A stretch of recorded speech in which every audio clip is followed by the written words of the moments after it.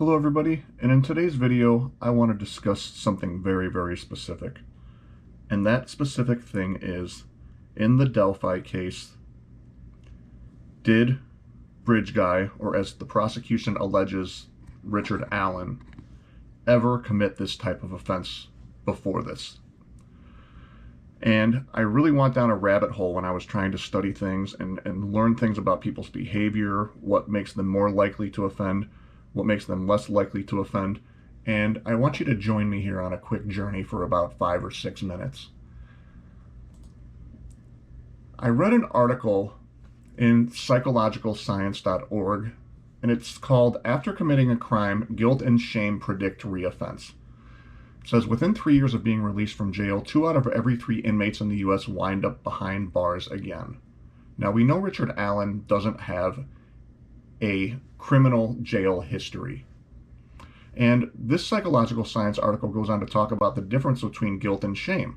And it says the difference between guilt and shame might be subtle, but researcher June Tanguay and her colleagues from George Mason University hypothesized that feeling one or the other of these emotions might contribute to different outcomes for incarcerated individuals.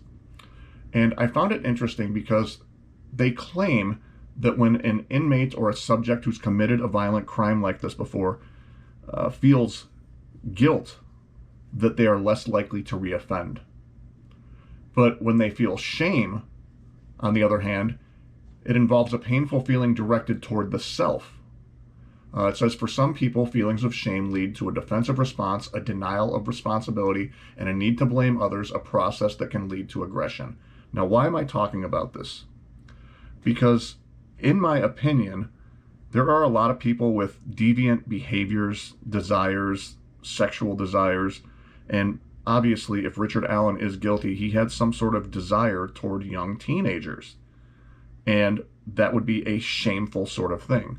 So if he's feeling shame about this, there's a possibility that he has done something like this before or has fantasized about this for a long period of time. So I think it's really important that investigators make sure that they account for Allen's whereabouts in the past, because we've seen the photographs of him in like Tennessee from his Facebook page, traveling places, hiking.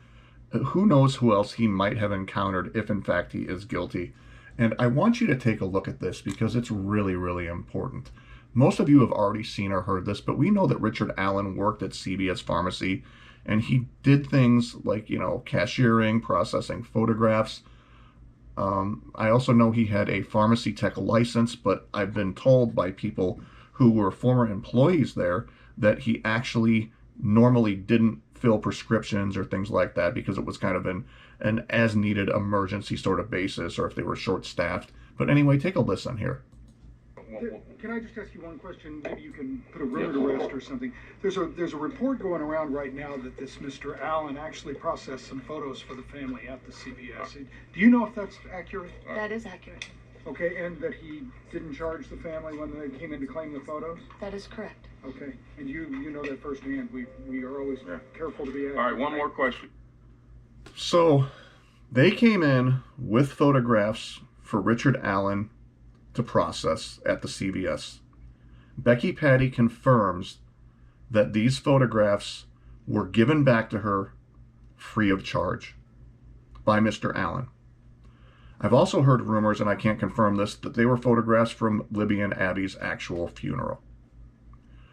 I find this fascinating because in the Mike Gargiulo case that I gave the tip to investigators for, one of the things that happened before they arrested him and before he went out to California and was arrested out there is he started giving the parents and the family members of his victim flowers and gifts. And apparently, from what I understand, this sort of behavior, psychologically speaking, whether you want to classify it as shame or guilt, is something that's a fairly common thing among people who behave in this manner or commit violent crimes. So there's another red flag right there. But it got me to wondering, is it possible that he kept family photos, that he was stalking these or other girls? Was he taking other people's family photos home as like souvenirs to keep at home or hiding them somewhere? Again, I'm really interested to see what investigators find or found when they searched his home that we don't know about yet, because I'd almost guarantee you there's more there. I really think that they probably found something else that we aren't aware of yet. So if you take a look here, there's another article here done by Fox News. It says, Delphi murder suspect Richard Allen involved in 2015 domestic incident report. Delphi murder suspect Richard Allen's wife told police he was drunk during a anyway, it says, Richard Allen, the Indiana man recently charged in the 2017 Delphi case, was involved in a, quote, domestic incident with his wife 2 years prior in 2015, according to local reports. Deputies responded to the incident around 3 a.m. on June 18th, 2015 to, quote, keep the peace, according to a report obtained by Fox 59 Indianapolis. Now, there's no arrest record of this, so whoever did this at Fox did some digging. So hats off to them. I want to give them credit for that. His wife apparently said Allen was drunk at the time, and she took him to a nearby hospital to be evaluated. So he was so drunk, and I've seen this with one of my own family members who was an uncle. It would just get belligerent drunk to where it's like it's not even the same person. And I really empathize with anybody who has to live with somebody who's drinking like this. So even before the Abby and Libby crimes, it's like, why is he drinking this heavily in the first place? He obviously has some sort of internalized pain, anger, something he's trying to suppress that's going on in his mind, in his life, that's affecting his mental health, whether it's the fact that he's in his mid-40s and still working at a pharmacy. You know, I'm not knocking anybody who has those jobs. Those jobs pay the bills. But who knows what's going on in his mind? And if a psychologist ever gets a chance to talk to him, I think it's going to be fascinating, the things that we might learn about Richard Allen that we weren't previously aware of. So this isn't just occasional weekend drinking. This is somebody who's got a serious drinking problem, it appears. And that can be a real slippery slope without question. And I'm just going to play a couple more quick clips here that I think are relevant or important as well. And here's one of them. Do you think there's somebody else that someone else was involved in this that is still at large? That's certainly a possibility, and that's why we're keeping it open out there, right? That's why the investigators answered that question as well, is the tip line remains open. So any information pertaining to this case, that's certainly, I want to get that to the investigative team and let them vet that out. Once again, one thing we know about people who have alcohol problems is a lot of times they like to talk, and sometimes they don't even remember that they're letting things slip out.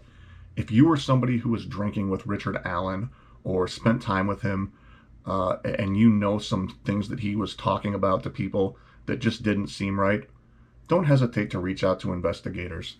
And then there's this one last thing that I really think I owe it to the family to play here, because I'm sure he wants to have his say in court someday if Richard Allen is convicted or if other people are convicted. How you feeling? Have anything to say to Richard Allen? No, I'll save that for when I see him face to face. Sir, what would He'll save that for when he sees Richard Allen face to face. Thanks for watching, everybody.